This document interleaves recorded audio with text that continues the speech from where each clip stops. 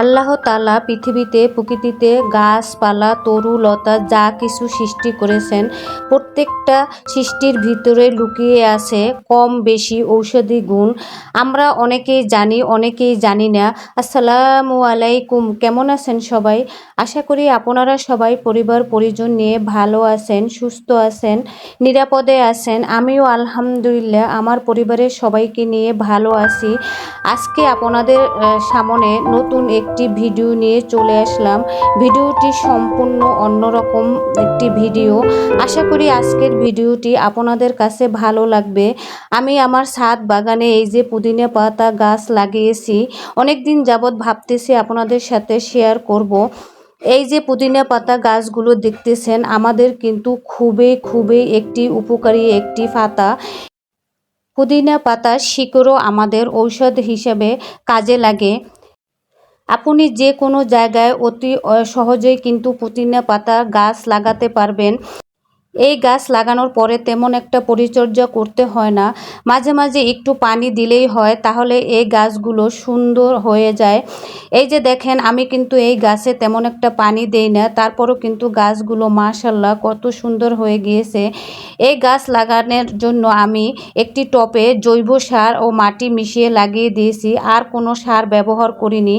এই পাতাগুলো আমি 1 মাস পর পর ছেঁটে দেই, তারপর আবার নতুন করে ডালা উঠে পাতা গজায়।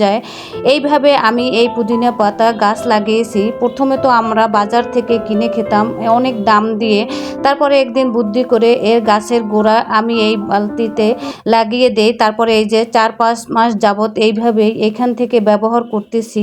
এখন দেখা যায় আমার ছাদ বাগান থেকে আমি আমার প্রয়োজনীয় পাতাটা নিতে পারতেছি। আর আমি কিন্তু সব সময় পুদিনা পাতার চা, পুদিনা পাতার জুস, তারপরে সালাতে যে কোনো প্রকার ডেজার্টও কিন্তু পুদিনা পাতা ব্যবহার করে থাকি। যেমন আমার ঠান্ডার সমস্যা আছে, ঠান্ডাজনিত সমস্যা দূর করতে কিন্তু পুদিনা পাতা খুবই উপকারী। তারপরে আপনাদের ভাইয়ে প্রতিদিনই সালাদ খায়, জুস খায়, ওই জুসে সালাতে কিন্তু আমি পুদিনা পাতা ব্যবহার করি। তারপরে এই যে আমাদের কিন্তু রোদে পোড়া ত্বকে জ্বালা কমাতেও পুদিনা পাতা রস ও অ্যালোভেরার রসের সাথে মিশিয়ে যদি ত্বকে লাগিয়ে 15-20 মিনিট রেখে তারপরে পানি দিয়ে ধুয়ে ফেলুন, দেখবেন সানবার্ন ত্বকের জ্বালা দূর হয়ে যাবে। বহু বিজ্ঞানীরা গবেষণা করে পেয়েছেন পুদিনা পাতার রস ক্যান্সার প্রতিরোধেও সাহায্য করে।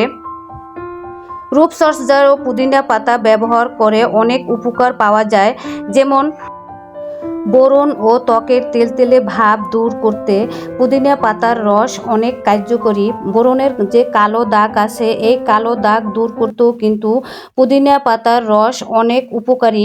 তারপরে আমাদের মাথার যে চুলে উকুন হয় এই উকুন দূর করতেও কিন্তু পুদিনা পাতার যে গাছের গোড়া আছে এই গাছের গোড়া পেস্ট করে যদি আপনি চুলের গোড়ায় লাগাতে পারেন, গোসলের আগে 15-20 মিনিট রাখার পরে তারপরে চুল ধুয়ে ফেললে, এভাবে যদি 1 সপ্তাহ লাগানো যায়, দেখা যাবে যে আপনার যে চুলের উকুন আছে এই উকুন সম্পূর্ণরূপে দূর হয়ে যাবে।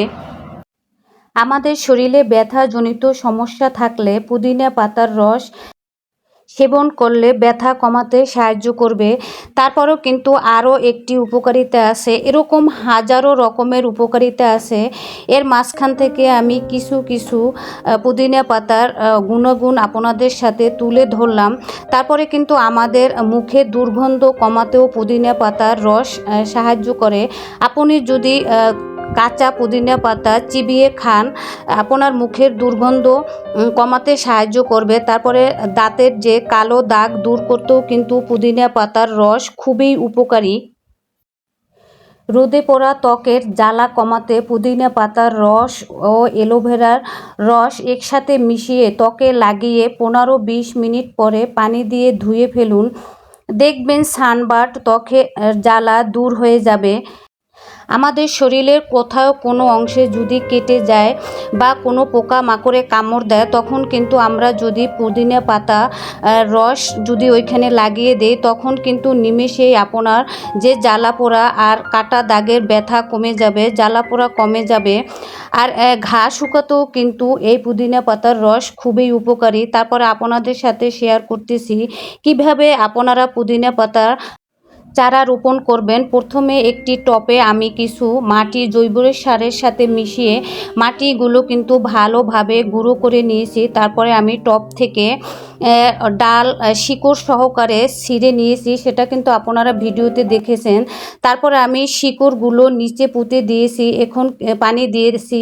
কিছুক্ষণ পরে দেখবেন এই যে দেখেন তাজা হয়ে গিয়েছে। এইভাবে কিন্তু পুদিনা পাতা খুব সহজেই রোপণ করা যায়, তেমন একটা পরিচর্যা করার প্রয়োজন হয় না। এইভাবেই কিন্তু পুদিনা পাতা হয়ে যায়, আমাদের বাজার থেকে অনেক টাকা দিয়ে কিনতে হয় না। আপনি যে কোনো জায়গায় ছাদে ব্যালকনিতে লাগিয়ে পুদিনা পাতা আপনি সহজেই আপনার পরিবারের জন্য ব্যবহার করতে পারেন আর অনেক অনেক উপকৃত হতে পারেন। তারপরে চলে আসলাম পুদিনা পাতার চা বানানোর জন্য। পুদিনা পাতার চা বানানোর জন্য প্রথমে আমি পানিটা কিন্তু বলক আনিয়ে নিয়েছি, তারপরে কিছু পাতা দিয়ে দিয়েছি। পুদিনা পাতা দেওয়ার পরে বেশি জাল দেওয়া যাবে না, 1 মিনিটের মতো নাড়াচাড়া করে তারপরে কিন্তু আমি চায়ের লিকারটা দিয়েছি। অনেকে লিকারটা ইউজ করে না, শুধু পুদিনা পাতা ব্যবহার করে, যে যেইভাবে খেতে পছন্দ করে। আমি এইভাবে সবসময় বানিয়ে খাই, এই জন্য আমি আপনাদের সাথে এইভাবেই শেয়ার করলাম।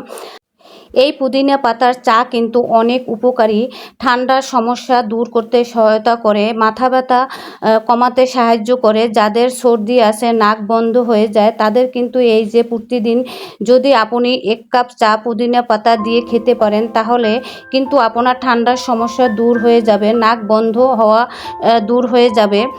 যাদের শ্বাসকষ্টের সমস্যা আছে, অ্যাজমার সমস্যা আছে, তাদের কিন্তু এই পুদিনা পাতার চা অনেক অনেক উপকারী। আপনি এই পুদিনা পাতার চা যদি সব সময় প্রতিদিন 1 কাপ পান করতে পারেন, তাহলে দেখা যায় আপনার শ্বাসকষ্ট, অ্যাজমার সমস্যা দূর করতে সহায়তা করবে। তারপরে চলে আসলাম আপনাদের ভাইয়ের জন্য জুস বানানোর জন্য।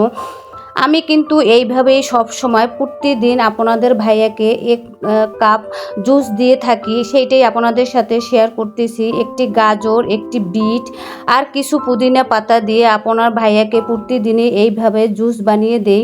এই জুসটা কিন্তু শরীরের জন্য খুবই উপকারী।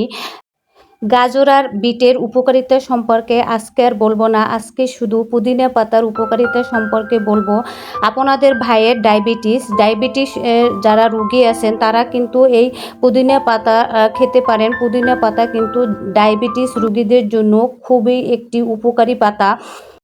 আমি কিন্তু এখন এই যে বিট, গাজর, তারপরে পাতাগুলো কিন্তু ভালোভাবে ধুয়ে দিয়েছি, ব্লেন্ডারে জুস করে নিব। তারপরে কিন্তু আমি পরিমাণ মতো কিছু পরিমাণে বিট লবণ দিয়ে দিয়েছি আর ঠান্ডা পানি দিয়েছি, কেননা এই প্রচণ্ড গরমে কিন্তু পুদিনা পাতার জুস আমাদের পেটের জন্য খুবই উপকারী। এবং এই গরমে যদি আপনি প্রতিদিন এইভাবে 1 গ্লাস পুদিনা পাতার জুস খেতে পারেন, তাহলে দেখা যায় গরমে কিন্তু এই পুদিনা পাতা আমাদের শরীরকে ঠান্ডা রাখে এবং হজমে সহায়তা করে। যাদের গ্যাসের প্রবলেম আছে, তারা কিন্তু এই পুদিনা পাতার জুস খেলে কিন্তু গ্যাসের প্রবলেমটা থাকে না। আপনি যখন এখন আমি ব্লেন্ডারে জুসটা এখন ছেঁকে নিচ্ছি, কেননা এখানে বিট আর গাজর ইউজ করেছি, এর জন্য ছেঁকে নিতে হবে। এখানে 2টা গ্লাস দেখতেছেন, একটা আপনার ভাইয়ের জন্য, অন্য গ্লাস আমার জন্য। আমিও আপনার ভাইয়ের সাথে প্রতিদিন খাই, কেননা আমারও তো গ্যাসের সমস্যা আছে, আমারও প্রচুর হজমের সমস্যা হয় ইদানিং, আবার প্রচণ্ড গরম, আর আমার তো অ্যাজমার সমস্যা আছেই। এই সমস্যার সমাধানের জন্য দেখা যায় আমিও খাই। আর আপনাদের ভাইয়ের তো যে সমস্যা আছে তা তো আপনাদের সাথে ভিডিওতে বললামই।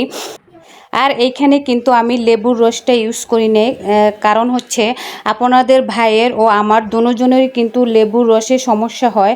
লেবুর রসটা আমরা খেতে পাই না, কেননা তাহলে আমাদের প্রচুর গ্যাসের সমস্যা হয়, এর জন্য আমি লেবুর রসটা ইউজ করি নে। আপনারা কিন্তু লেবুর রসটা ইউজ করতে পারেন। লেবুর রসও কিন্তু আমাদের শরীরের জন্য খুবই খুবই উপকারী। আজকে এই পর্যন্তই। আপনারা সবাই ভালো থাকবেন, সুস্থ থাকবেন, আমার পরিবারের পাশে থাকবেন, আমার পরিবারের সবার জন্য দোয়া করবেন। আবার নতুন কোনো ভিডিও নিয়ে চলে আসবো আপনাদের মাঝে। আল্লাহ হাফেজ।